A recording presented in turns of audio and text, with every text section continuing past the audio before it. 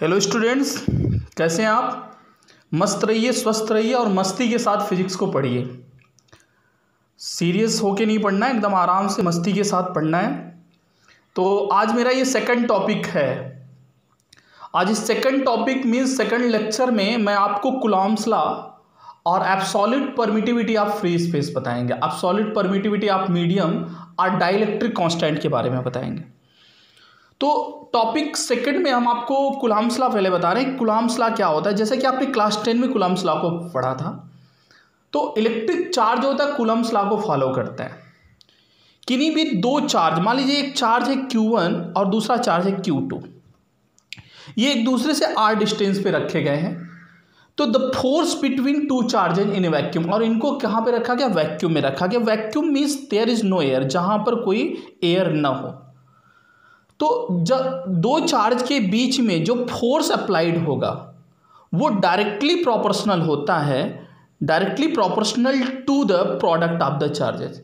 Charge के product के directly proportional होता है और इन्वर्सली प्रोपोर्शनल होता है square of distance between them. उनके बीच के डिस्टेंस के स्क्वायर के क्या होता है, इन्वर्सली प्रोपोर्शनल होता है।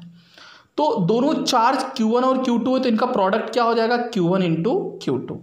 यह किसके प्रोपोर्शनल है, Q1 Q2 के। और उनके बीच की डिस्टेंस क्या है, R है। तो इसका स्क्वायर क्या हो गया, R स्क्वायर। इनवर्सली प्रोपोर्शनल होता है 1/r स्क्वायर, तो यह is proportional to 1/r square. माने डिस्टेंस के स्क्वायर के इनवर्सली प्रोपोर्शनल होता है, तो यह is proportional to 1/r square and यह is proportional to Q1 Q2। तो यहाँ पर एक फर्स्ट हो गया, ये सेकेंड हो गया। यहाँ पर हम देखते हैं कि दोनों जो है फोर्स के प्रोपोर्शनल है।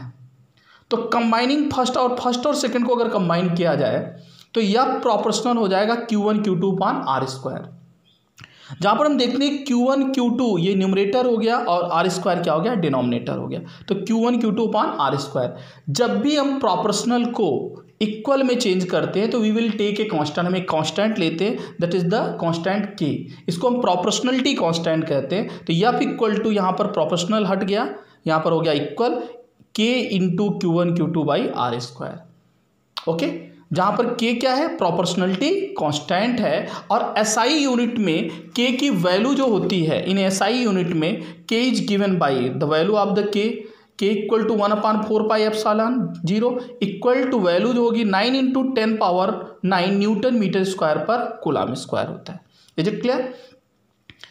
और एप्सिलॉन 0 जो है, यहाँ पर एप्सिलॉन जीरो जो है, इसको परमिटिविटी ऑफ फ्री स्पेस कहते हैं।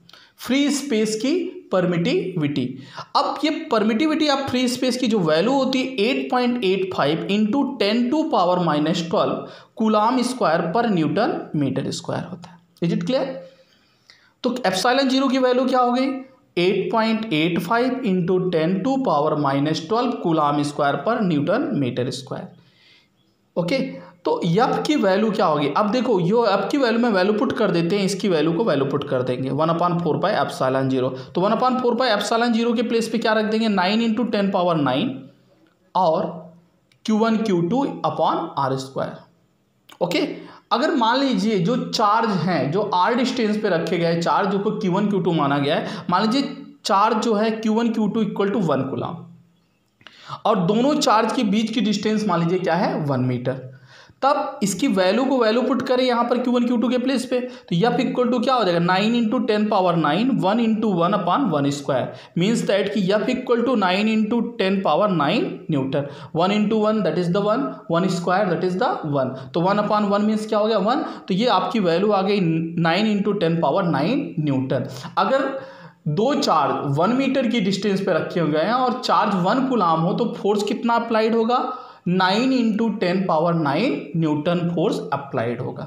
Is it clear. अब हम नेक्स्ट टॉपिक पे चलते हैं। हमारा जो नेक्स्ट टॉपिक है that is the absolute permittivity of medium.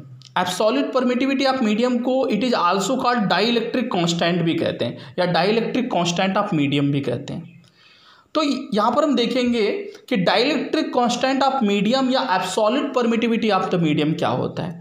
तो मान लीजिए दो चार्ज हैं, फिर यहाँ पर दो चार्ज ले लिए Q1 और Q2। मान लीजिए दो चार्ज Q1 Q2 हैं और वो एक दूसरे से R डिस्टेंस पर हैं। कितने डिस्टेंस पे हैं? R डिस्टेंस पे हैं और किसी मीडियम में रखे गए हैं। तो ये एक्सप्रेस करेगा फोर्स एट द मीडियम। अगर किसी मीडियम में रखे गए हैं दो चार्ज, तो उनके बीच जो फोर्स अप्लाइड होगा, force at the medium equal to 1/4 pi epsilon 0 into Q1 Q2 upon R square. Modulus of Q1 Q2, ये मोड है इसका, तो modulus of Q1 Q2 upon R square. जहाँ पर एप्सिलॉन जो है, यहाँ तो एप्सिलॉन 0 लिए, लेकिन एप्सिलॉन क्या होगा? Absolute permittivity of the medium. क्या होगा? Absolute permittivity of the medium. तो आप ले लीजिए कि यहाँ पर हम देख लेंगे F at the vacuum that is the 1/4 pi epsilon 0 okay into Q1 Q2 by R square. F eight the medium 1/4 pi epsilon okay Q1 Q2 by R square. अगर हम इसको मीडियम के लिए लेते हैं तो यहाँ पर एप्सिलॉन 0 नहीं लेंगे, यहाँ पर क्या लेंगे? एप्सिलॉन। तो यहाँ पर एप्सिलॉन क्या हो गया? Absolute permittivity of the medium. लेकिन जब वैक्यूम के लिए आपको पिछले कूलॉम्स लॉ में आपको बताया गया था, तो एट द वैक्यूम पर 1/4 पाई एप्सिलॉन 0, जहाँ पर एप्सिलॉन 0 या एप्सिलॉन नॉट जो है, ये इंडिकेट किसको करता है? Permittivity of the free space को। लेकिन एप्सिलॉन किसको रिप्रेजेंट करता है? परमिटिविटी ऑफ द मीडियम को। तो इसलिए मीडियम के लिए आप 1/4 पाई एप्सिलॉन ले लिए ओके। तो अगर हम डिवाइड करें F force at the vacuum upon force at the medium, तो 1/4 pi epsilon 0 Q1 Q2 by R square upon 1/4 pi epsilon Q1 Q2 by R square. तो देखो यहाँ पर क्या होगा, ये दोनों डिवाइड हुए, तो ये Q1 Q2 by R square, Q1 Q2 by R square ये कैंसिल हो जाएंगे, 1 से कैंसिल हो गया, 4 पाई से ये एप्सिलॉन ऊपर जाएगा, न्यूमरेटर हो जाएगा, एप्सिलॉन 0 क्या हो जाएगा? डिनोमिनेटर। तो ये वैल्यू आ गए epsilon upon epsilon 0। Is it clear? तो यहाँ पर थोड़ा सी मिस्टेक देखिए, एफ एट द मीडियम पे आप 1/4 पाई एप्सिलॉन लेंगे, क्योंकि बिकॉज कि आपने कूलॉम्स लॉ में आपने एप्सिलॉन 0 को permittivity of the free space लिया था। तो यहाँ पर एप्सिलॉन क्या हो जाएगा? Absolute permittivity of the medium होगा। जैसा कि पीडीएफ में गया होगा, तो एप्सिलॉन 0 को आप एप्सिलॉन 0 या इसके प्लेस पे आप एप्सिलॉन ले लेंगे। Is it clear? नेक्स्ट, अब जो एप्सिलॉन अपॉन एप्सिलॉन 0 ये जो रेशियो आया है, इस रेशियो को हम कहते हैं, it is denoted by the, इसको डिनोट करते हैं ER से, which is called relative permittivity of the medium. इसको relative permittivity of the medium कहते हैं, या dielectric constant of the medium कहते हैं, dielectric constant of the medium कहते हैं। और इसे रिप्रेजेंट करते हैं K से। K इक्वल टू हो जाएगा epsilon upon epsilon 0। Is it clear? ये जो रेशियो आया आपका फोर्स बिटवीन, देखिए epsilon upon epsilon 0 means epsilon जो हो गया absolute permittivity of the medium हो गया, और एप्सिलॉन 0 क्या हो गया? Permittivity of the free space. ये मीडियम की एब्सोल्यूट परमिटिविटी है, ये क्या है? फ्री स्पेस की परमिटिविटी है। तो दोनों का जो रेशियो होता है उसको हम K से रिप्रेजेंट करते हैं, इसे ही डाई इलेक्ट्रिक कांस्टेंट या absolute permittivity of the medium कहते हैं। Is it clear?